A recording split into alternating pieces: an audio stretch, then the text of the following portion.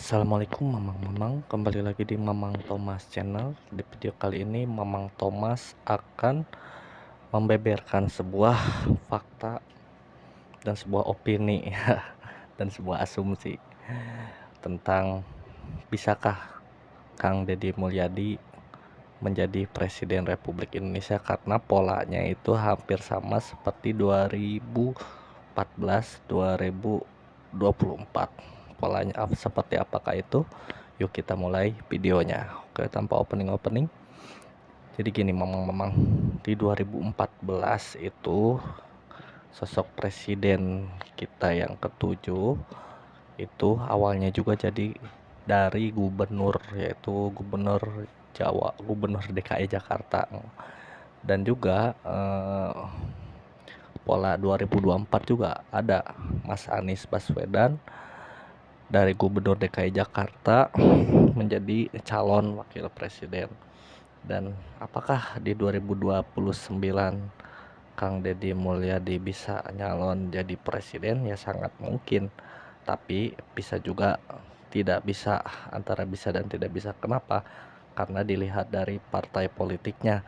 Partai politik Kang Deddy Mulyadi itu adalah Partai Gerindra ya, Mamang, di mana Partai Gerindra ini adalah partai pemerintah atau partai yang dimiliki oleh Bapak Presiden Bapak Prabowo Subianto. Nah, apabila di tahun 2029 Pak Prabowo mencalonkan lagi menjadi presiden petahana, maka Kang Deddy Mulyadi tidak mungkin dicalonkan menurut Mamang Thomas dari fraksi Partai Gerindra karena ada Pak Prabowo Subianto. Tetapi kalau Pak Prabowo tidak mencalonkan diri sebagai presiden, maka Kang Deddy Mulyadi itu bisa jadi ya menjadi presiden, tergantung tergantung nanti situasi politik di 2029. Sekarang masih 2025, masih lamanya memang. Tapi kenapa sih bisa mungkin? Karena elektabilitas atau kepopuleran mamang dan juga prestasi. Seperti kita tahu dulu 2014 gimana populernya ya Bapak Joko Widodo, presiden ke-9 di wali kota Solo, ada mobil SMK, dan juga di Jakarta eh, membenahi Jakarta dengan media-media sangat meng-up Bapak Prabowo Subianto ya, Mamang. Dan juga mohon maaf, media-media sangat meng-up Bapak Jokowi waktu itu 2012, 2013 dan 2014. Dialah yang dipilih dari fraksi atau partai PDIP ya, yakni sebagai calon presiden bersama Yusuf Kala. Dan juga di 2014 itu Mamang tuh kelas 1 SMA kalau nggak salah ya. Dan 2019 Mamang udah kerja. Waktu itu politik itu dibagi dua. Wah, ini 2019 itu momen politik paling ngeri ya menurut Mamang, karena tidak se ekstrim 2014 dan 2024 kemarin, tapi ekstrim banget 2019 tuh karena ideologi. Tapi sekarang masyarakat itu sudah tidak tidak gampang dengan ideologi ya, memang tidak terpengaruh oleh ideologi. 2024 itu sudah tidak ada ideologi-ideologi yang berseberangan dengan partai politik atau berseberangan dengan perpolitikan di Indonesia ya. Dan juga di 2025 itu masih banyak ya calon-calon presiden, maksud ngomong calon-calon gubernur yang menjadi presiden.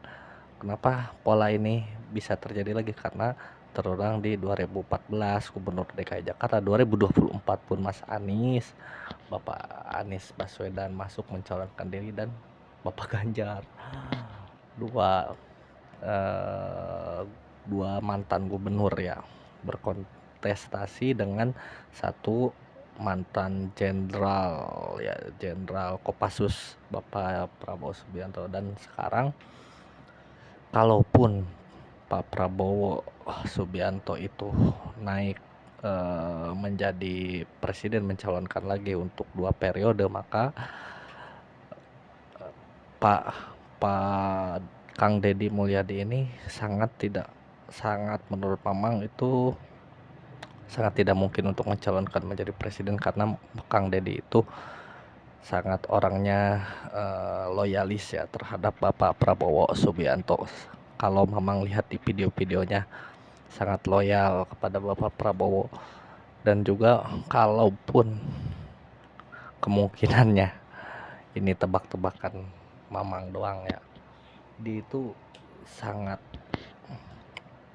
ada 2 kemungkinan gubernur jadi presiden dan 1 wakil presiden naik menjadi calon presiden. Bapak Gibran itu akan naik menjadi calon presiden kemungkinan, dan juga Bapak Pramono Anung ya dari Gubernur DKI Jakarta. Kalau polanya seperti kemarin-kemarin ya, Gubernur DKI nyapres jadi calon presiden. Dan juga kalau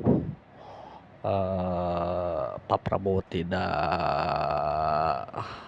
mencalonkan lagi, maka Kang Deddy bisa. Tapi kalau 2029, 2034, nah itu KDM kemungkinan besar maju menjadi calon presiden Republik Indonesia di 2034 kalau dari fraksi Gerindra ya. Kalau Pak Prabowo tidak mencalonkan menjadi presiden, maka dari itu Mamang sekarang sih jangan mikir Kang Deddy jadi presiden gitu ya, karena itu masih jauh ya, masih banyak gejolak politik yang kita nikmati bareng-bareng. Tapi menurut Mamang Thomas ya, Kang Deddy itu baru 100 hari harus membenahi, wah pokoknya mah kalau lihat Purwakarta zaman beliau ya waktu jadi bupati, Mamang sering main ke Purwakarta karena dekat, Mamang di perbatasan Karawang dan beliau di Purwakarta. Mamang di Karawang terus dari tahun 2013 sampai 2020 ya, dan dia pun menjabat dari 2008 sampai 2018, 2 periode. Dan itu Purwakarta benar-benar ya diubah sama dia menjadi Purwakarta istimewa ya, dari museum, bukan museumnya, dari jalan, dari trotoar, terus dari kebersihan tempat, terus dari ikon-ikon kayak Sri Baduga itu air mancur ya, dan juga patung-patung di situ banyak, patung Soekarno, patung Hatta, patung Bayang. Terus yang inget tuh di perbatasan ya, yang mau ke arah Cikalongwetan tuh masuk ke Purwakarta, itu ada guci-guci di sana untuk menyambut para pejalan raya masuk set. Terus belok kiri ya, kalau belok kanan ke tengah kota, di tengah kota itu dipasang lampu-lampu kayak lampion-lampion ya di tengah kota, ingat Mamang. Terus kesini lagi Museum Sri Baduga, Sri Baduga itu ada patung badak tuh di situ, muter jalannya, wah dijadiin tempat lari, pokoknya mah berbudaya sekali. Dan juga ornamen-ornamen pemerintahan itu ada kayak sekolah, kayak polisi, tempat polisi, terus tempat pemerintahan itu ada ornamen apa mah, pokoknya mah khas gitu, khas Purwakarta. Dan semoga Jawa Barat bisa merasakan dampaknya dari Kang Deddy mau jadi gubernur Jawa Barat.